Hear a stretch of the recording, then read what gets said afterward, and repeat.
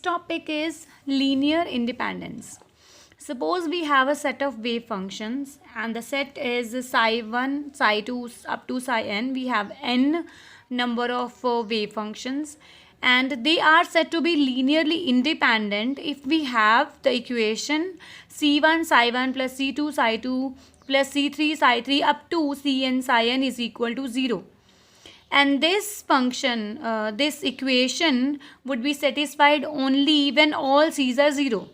If all the coefficients are 0 and psi1 psi2 c1 psi1 plus c2 psi2 plus c3 psi3 up to cn psi n, if at only that point if this equation is 0, it means the wave functions are linearly independent.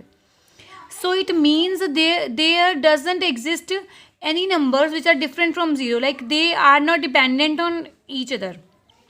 We have a well-known example. We have a mutually perpendicular unit vectors I, j, k cap. So they are all linearly independent. It is because c1 i1 plus c2 c1 I cap plus c2 j cap plus c3 k cap is equal to 0.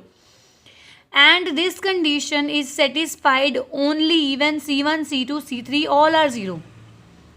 So that is why they are called linearly independent unit vectors. So relating to that, we have we can say that we have one thing, one property or a function which is known as Wronskian function. If psi1 and psi2 are the two differentiable wave functions, then Wronskian is defined as psi1 psi2 dash psi2 prime minus psi2 psi1 prime. Okay. So prime is basically denoting the differentiation with respect to x. If we are considering that psi1 psi2 are the functions of x, then psi1 psi2 dash plus psi2 psi1 dash, this function is known as the Wronskian of psi1 and psi2. This is going to be useful in your next chapter. And relating to Wronskian, there is an important condition for psi1 and psi to be linearly independent. Suppose they are linearly dependent. First of all, we are considering this. They are linearly independent. So, if they are linearly dependent, it means c1 psi1 plus c2 psi2 is equal to 0 when c1 and c2 they are both not equal to 0.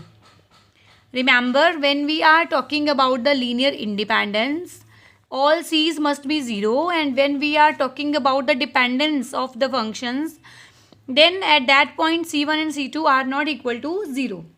So next we are differentiating this equation with respect to x, and we are obtaining with us c1 psi1 dash plus c2 psi2 dash is equal to 0.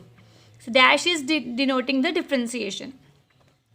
So we have two equations basically. One equation is c1 psi1 plus c2 psi2 is equal to 0, and the other equation is c1 psi1 dash plus c2 psi2 dash is equal to 0.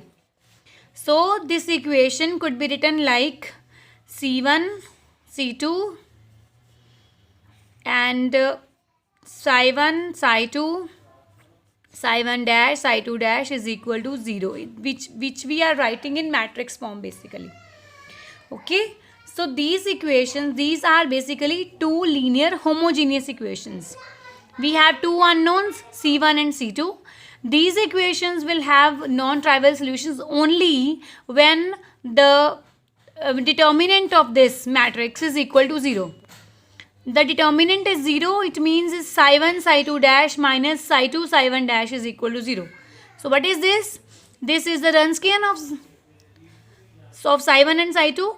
It means the necessary and sufficient condition for psi1 and psi2 be linearly independent is this, that the Wronskian should not vanish. Okay.